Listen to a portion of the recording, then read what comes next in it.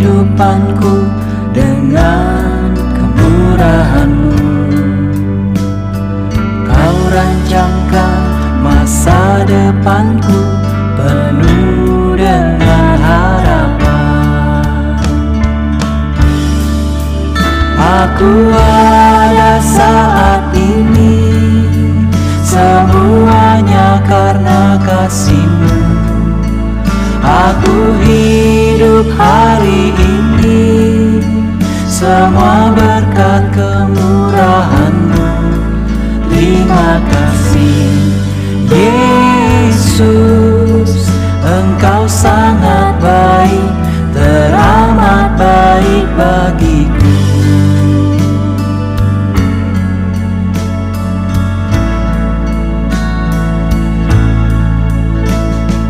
Kau hiasi kehidupanku dengan kemurahan-Mu. Kau rancangkan masa depanku penuh dengan harapan. Aku ada saat ini, semuanya karena kasih-Mu.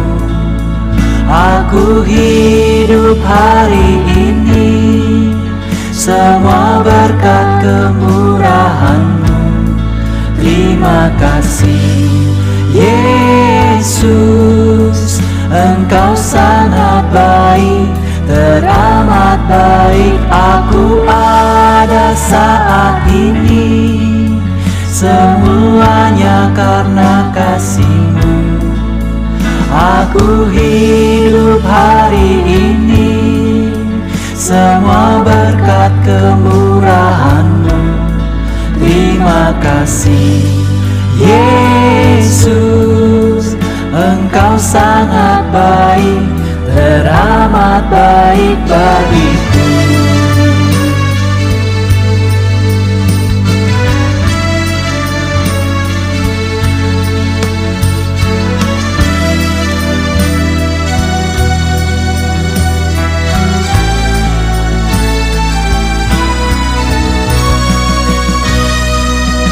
Aku ada saat ini, semuanya karena kasih-Mu. Aku hidup hari ini, semua berkat kemurahan-Mu. Terima kasih Yesus, Engkau sangat baik, teramat baik. Aku ada saat ini, semuanya karena kasih-Mu. Aku hidup hari ini, semua berkat kemurahan-Mu. Terima kasih Yesus, Engkau sangat baik, teramat baik bagiku.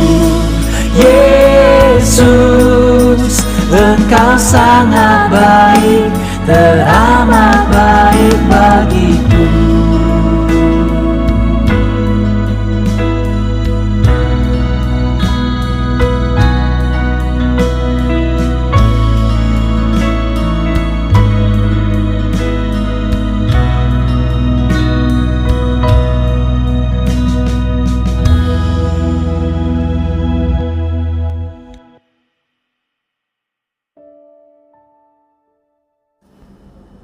Shalom saudara-saudaraku yang kekasih di dalam Tuhan Yesus Kristus. Puji Tuhan, hari ini Minggu 16 Maret 2025.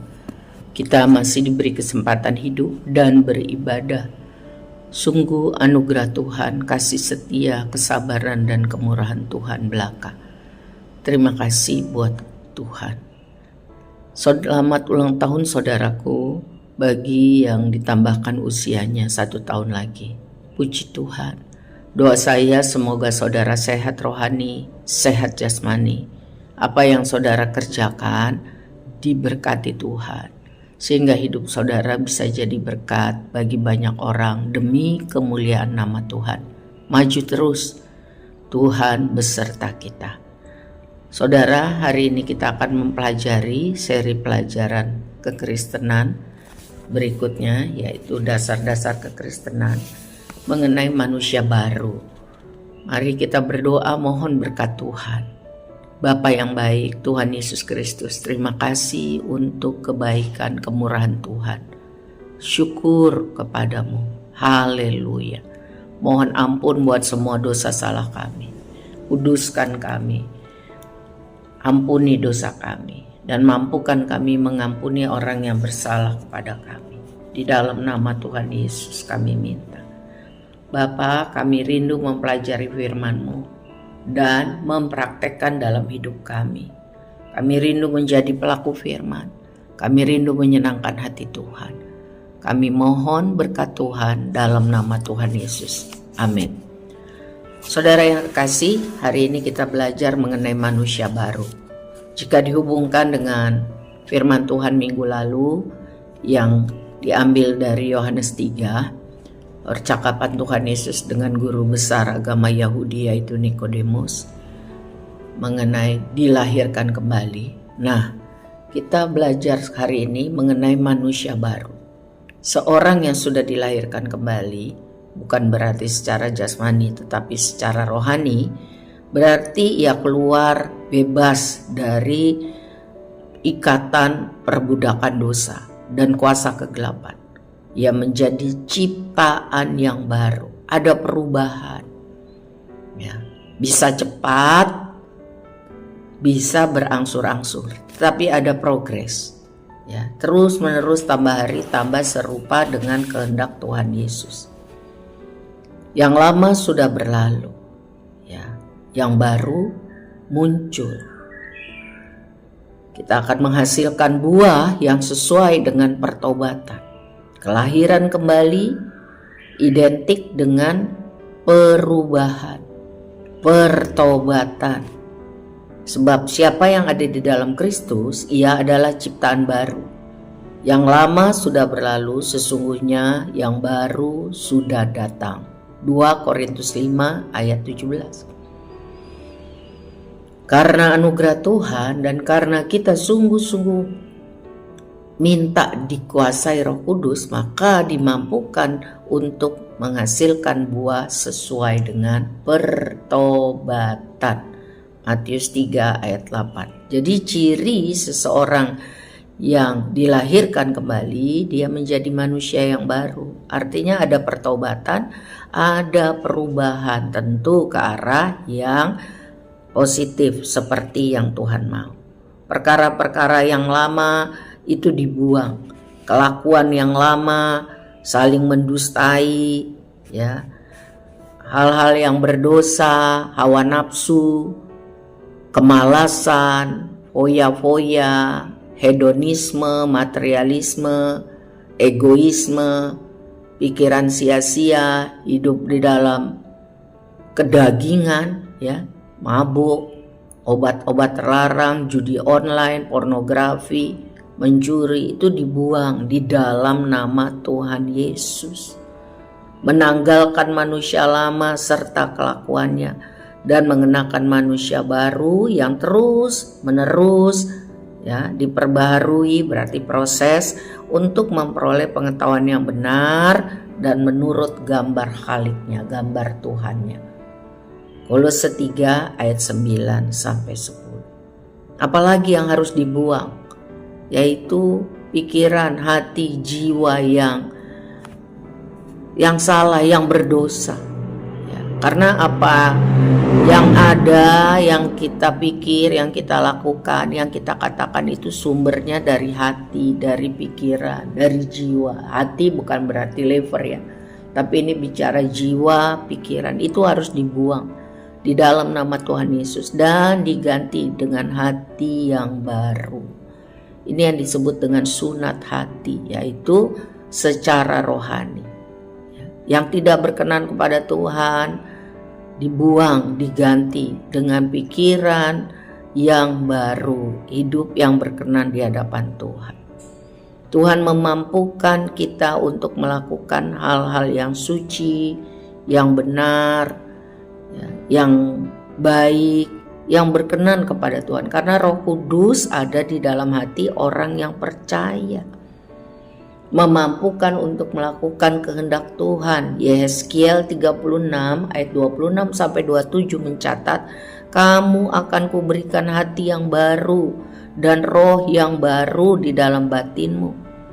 Aku akan menjauhkan dari tubuhmu hati yang keras dan kuberikan kepadamu hati yang taat. Rohku akan kuberikan diam dalam batinmu, dan aku akan membuat kamu hidup menurut segala ketetapanku. Haleluya. Dan tetap berpegang pada peraturan-peraturanku dan melakukannya. Yehezkiel 36 ayat 26 sampai 27.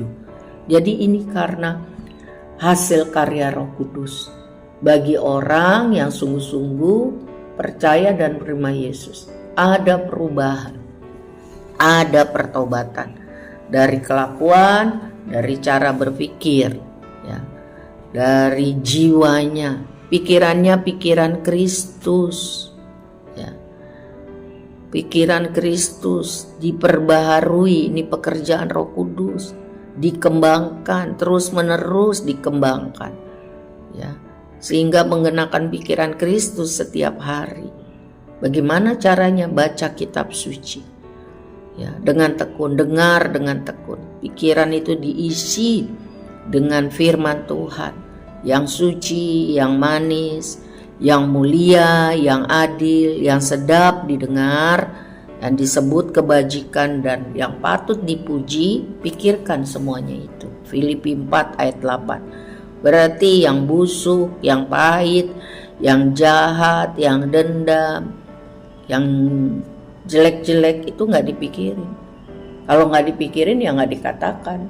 Kalau gak dipikirin ya gak dilakukan. Jadi apa yang kita pikirkan itu adalah motor dari apa yang kita buat, kita katakan. Tuhan tolong kita semua supaya tambah hari Roh Kudus menguasai dan memampukan kita untuk menanggalkan pikiran manusia lama, dan dengan kuasa firman Tuhan dan pekerjaan Roh Kudus, pikiran kita tambah hari tambah serupa dengan yang Tuhan mau. Amin. Selanjutnya apalagi yang harus dibuang? Kemauan, kehendak, ya. Belajar menggantikan kehendak kita yang lama, yang egois, yang kedagingan, yang berdosa, menjadi kehendak Tuhan, menyalipkan kehendak kita dan melakukan rencana Tuhan.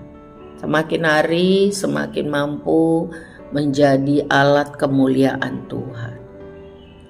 Dimampukan untuk menyalipkan kedagingan, ya, dan dimampukan untuk menghasilkan hidup sesuai dengan pertobatan. Ya, artinya mengutamakan kehendak Tuhan daripada kehendak kita. Saya tahu itu tidak mudah, tetapi bisa kalau firman Tuhan dan Roh Kudus yang menguasai kita. Hidupku bukan yang aku lagi, tetapi Kristus yang ada menguasai hidupku. Amin. Kehendak manusia sering bercampur dengan hawa nafsu, dengan dosa. Tapi kehendak Tuhan itu baik, benar, mulia, kudus. Tuhan tolong kita semua ya saudara untuk mempraktekkan firman Tuhan ini. Dan yang terakhir, apa yang harus kita buang, yaitu hubungan, koneksi dengan kuasa kegelapan. Sebab itu perzinahan rohani, ya, roh perzinahan yang menyesatkan, ya, seperti praktek ramal, perbuatan supranatural, ya, horoskop zodiak, sihir, hipnotis, paranormal, dukun, tenaga dalam, ilmu-ilmu yang katanya ilmu putih dan sebagainya, ya, memanggil roh-roh orang mati, bicara dengan roh-roh orang mati, itu semua kuasa kegelapan, itu zina rohani. Itu harus ditanggalkan, dibuang, dan berharap hanya kepada Tuhan. Amin. Jadi saudara, karena pertolongan Tuhan, kita sanggup menanggalkan manusia lama kita. Dan yang baru datanglah. Ya. Sebagai orang yang manusia rohani, kita memerlukan hal-hal yang membuat kita bertumbuh. Seorang anak atau bayi rohani itu perlu nutrisi, perlu pendidikan, perlu kegiatan-kegiatan yang benar, olahraga, ya, suplemen untuk bisa berkembang roh, jiwa, tubuhnya maksimal. Intelektualnya, kesehatannya juga maksimal. Nah, secara rohani, manusia rohani yang masih baru itu, yang baby itu harus bertumbuh dengan baik, harus perlu perawatan, harus ada langkah-langkah yang dilakukan. Apa saja? Yang pertama, baptisan air. Ya, yang kedua, berdoa. Ketiga, membaca firman Tuhan. Yang keempat, rajin bersekutu dengan sesama orang percaya. Yang kelima, giat dalam bersaksi. Dan yang terakhir, semangat untuk melayani. Maka akan ada pertumbuhan rohani. Ya. Jadi sesudah percaya kepada Tuhan Yesus, nggak duduk-duduk nyantai-nyantai tunggu meninggal, tunggu kiamat. Tidak. Kalau kita mau dewasa secara rohani, kita perlu disiplin untuk melakukan firman Tuhan itu. Apa saja? Yang pertama, baptisan air. Tanda seorang dilahirkan kembali. Ini kehendak Tuhan yang harus kita lakukan. Tuhan Yesus sendiri memberikan teladan ketika ia minta Yohanes Pembaptis melakukan baptisan kepada dirinya.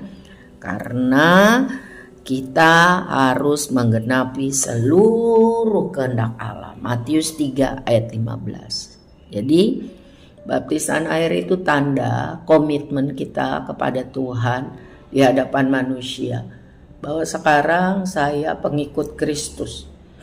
Yang lama sudah berlalu, yang baru sudah datang. Ya.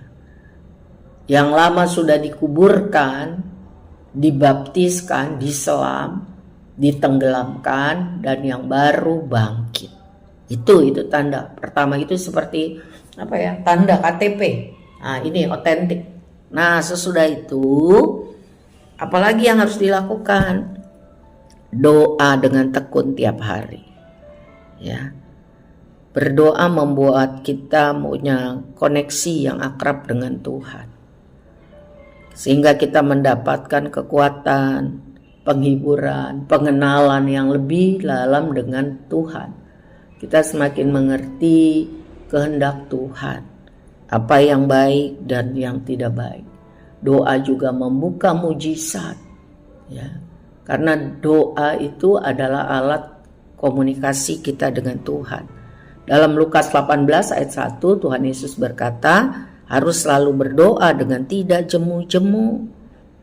Ya, berdoa dengan sungguh-sungguh, tidak jemu-jemu, tidak putus asa, tidak bosan.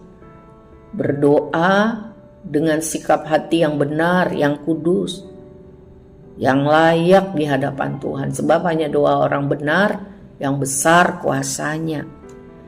Diajarkan kita berdoa dengan tuntunan Roh Kudus, Yudas 1 ayat 20. Jadi bukan kedagingan maunya kita. Sehingga Tuhan memberi kita hikmat dan hati yang bijaksana untuk menjalani hidup. Sehingga hidup kita mempermuliakan Tuhan. Selanjutnya mengenai membaca firman Tuhan, itu makanan rohani, saudara. Harus dimakan teratur, ya, supaya berkembang dengan maksimal. Sebab firman Tuhan itulah yang dikatakan membangkitkan iman percaya. Manusia hidup bukan dari roti saja, tetapi dari setiap firman yang keluar dari mulut Allah. Dan firman Tuhan itu diilhamkan Tuhan, berguna untuk mengajar, menyatakan kesalahan, memperbaiki kelakuan, mendidik orang dalam kebenaran. 2 Timotius 3 ayat 16. Gereja sudah memfasilitasinya. Gunakan, saudara, supaya kita semua berkembang maksimal, berkualitas maksimal. Selanjutnya, bersekutu. Orang yang baru dilahirkan kembali adalah anggota tubuh Kristus yang baik. Agar bertumbuh sempurna, maksimal, perlu bergaul, akrab, bersekutu dengan sesama anggota yang mengasihi Tuhan. Bukan orang-orang sempurna. Gereja bukan tempat orang sempurna. Gereja adalah rumah sakit atau bengkel di mana kita semua diperbaiki, diajar, ditegur, dan saling mengasihi, saling memperhatikan, saling mendoakan. Sebab itu Ibrani 10 ayat 25 mencatat, jangan menjauhkan diri dari pertemuan ibadah. Mari saling menasehati, mari semakin giat melakukannya menjelang hari Tuhan yang mendekat. Jangan dibiasakan seperti beberapa orang yang tidak setia dalam pertemuan ibadah. Apa yang terjadi kalau kita tidak makan dengan benar dan teratur? Tentu kita menjadi lemah.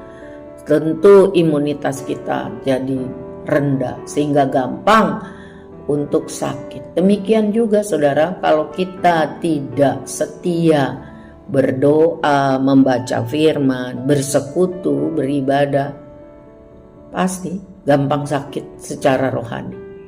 Ya, tidak kuat melawan virus-virus dosa. Sebab itu mari tambah hari tambah setia.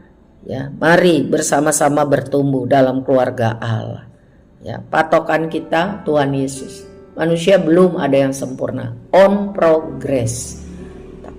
Ya, jadi mari kita sama-sama kerja sama-sama giat untuk beribadah. Itu berguna buat diri kita sendiri dan teman-teman keluarga Allah yang lain.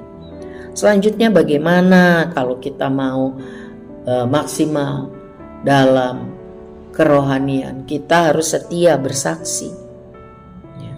Itu latihan bicara. Bayangkan kalau anak tambah besar tapi tidak bisa bicara.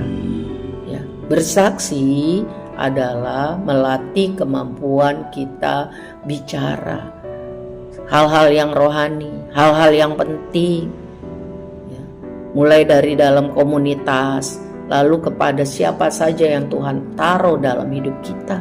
Karena itu perintah Tuhan untuk kita bersaksi, ya, memberitakan Injil, sehingga luar biasa janji Tuhan di dalam Matius 28, 19, 20, penyertaan Tuhan senantiasa beserta kita sampai akhir zaman. Kalau kita setia bersaksi dengan perkataan dan perbuatan, kalau kita setia bersaksi menceritakan bahwa Yesus Kristus adalah Tuhan Juru Selamat satu-satunya, Ia berkuasa untuk menolong, menyembuhkan, mengampuni, Ia berkuasa untuk menghiburkan. Ceritakan, banyak orang belum kenal Tuhan Yesus, belum tahu, padahal Tuhan Yesus sudah mau datang kedua kali sebagai Raja dan Hakim. Kesempatan yang Tuhan masih berikan sampai hari ini, saudara, gunakan. Ceritakanlah tentang perbuatan Tuhan yang ajaib di dalam hidup kita. Kasih tahu kepada banyak orang tentang Tuhan Yesus. Hari-hari ini kita bisa bersaksi dengan mulut, tapi kita juga bisa bersaksi dengan jari kita yang mengetik melalui handphone, iPad, komputer kita. Banyak orang belum kenal Yesus. Mari saudara bergiat. Tuhan Yesus sudah mau datang, atau kita akan meninggal tiba-tiba. Kita harus bertanggung jawab dengan hidup kesempatan yang Tuhan berikan. Bersaksilah. Dan yang terakhir, melayani pekerjaan Tuhan. Ini sama juga diumpamakan, dianalogikan dengan olahraga. Agar pertumbuhan organ tubuh kita maksimal, kita harus mendisiplin diri berolahraga. Bayangkan kalau orang makan, minum, tidur, gak pernah berolahraga, obesitas, nanti datang penyakit-penyakit karena obesitas, ya. Menjadi sakit, menjadi jenuh, karena apa? Tidak bergerak untuk melayani Tuhan, ya. Tidak aktif.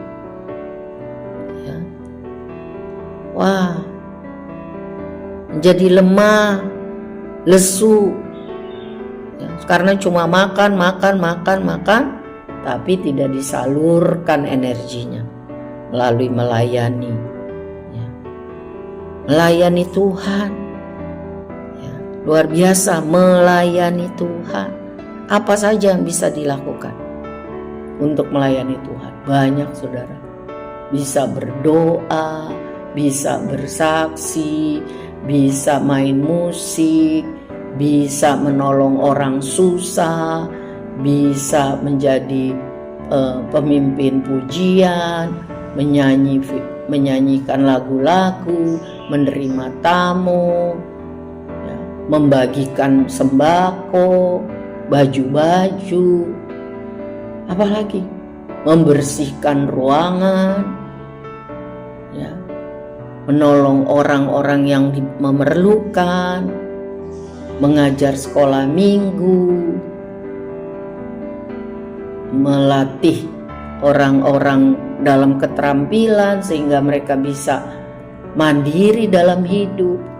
Semua kita pasti punya kemampuan. Mengecat untuk gereja atau untuk orang yang kita tahu perlu dibantu supaya rumahnya itu rapi, bersih. Kalau kita melayani Tuhan, Alkitab katakan berarti kita itu juga jadi berkat untuk kemuliaan Tuhan. Artinya kalau kita melayani orang-orang kecil, orang-orang susah, itu artinya melayani Tuhan. Jadi apa saja supaya perbuatan kita yang baik itu mempermuliakan Tuhan. Artinya apa saja yang kita buat supaya nama Tuhan dimuliakan. Bisa di gereja, bisa di luar gereja. Sangat terbuka luas, saudara. Sebab itu berdoa minta Tuhan pimpin supaya kita menjadi ciptaan yang baru, maksimal, lakukan kehendak Tuhan dan hidup kita mempermuliakan nama Tuhan. Tuhan tolong kita semua tuh saudara menjadi pelaku firman. Perkara yang lama dibuang dan progresnya maju bersama Tuhan. Tambah hari tambah dewasa secara rohani, melakukan bagian apa yang kita sudah pelajari hari ini. Baptisan air, tekun berdoa, setia baca firman Tuhan, giat bersekutu dengan sesama orang percaya, bersaksi dengan antusias, dan melayani pekerjaan Tuhan, baik di gereja maupun di luar gereja, agar nama Tuhan dipermuliakan. Mari kita berdoa. Saudara-saudara yang belum dibaptis air, kalau saudara sungguh-sungguh rindu memiliki tanda pertobatan, yang lama sudah mati dan bangkit bersama Kristus, saudara boleh hubungi gereja. Kami akan melayani saudara. Kalau saudara sudah dibaptis, berarti saudara komitmen menjadi manusia baru. Mari saudara, sementara Tuhan masih kasih kesempatan hidup, setia berdoa, baca firman, bersekutu, bersaksi, dan melayani Tuhan. Supaya hidup kita yang satu kali ini diberi Tuhan untuk melayani Tuhan, jadi berkat bagi banyak orang. Amin. Mari kita berdoa. Terima kasih Tuhan Yesus untuk kesempatan mempelajari firman Tuhan mengenai manusia baru. Kami mau melakukannya. Tuhan berkati kami semua supaya jadi berkat. Tuhan tolong kami semua supaya bisa menolong banyak orang. Kami rindu hidup kami menjadi alat kemuliaan Tuhan. Terima kasih.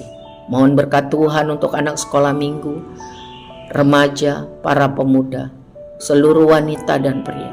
Kami semua di dalam nama Tuhan Yesus diproses Tuhan menjadi manusia baru, menjadi bintang-bintang terang di dunia yang gelap ini. Karena Tuhan kami bisa. Roh Tuhan menguasai kami. Firman Tuhan patokan hidup kami. Dan Tuhan tahu semua persoalan kebutuhan kami. Kami mohon mujizat Tuhan, hikmat dari Tuhan, jalan keluar, kekuatan baru. Kami imani, kami terima itu di dalam nama Tuhan Yesus Kristus. Angkatlah tangan saudara, terimalah berkat dengan iman. Kasih Allah Bapa yang sempurna, cinta Tuhan Yesus bagi kita, persekutuan yang erat dengan Roh Kudus, membuat kita mampu hidup tambah hari tambah kudus, tambah benar, hidup mempermuliakan Tuhan.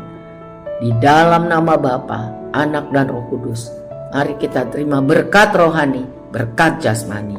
Amin. Tuhan berkati saudara semua. Immanuel.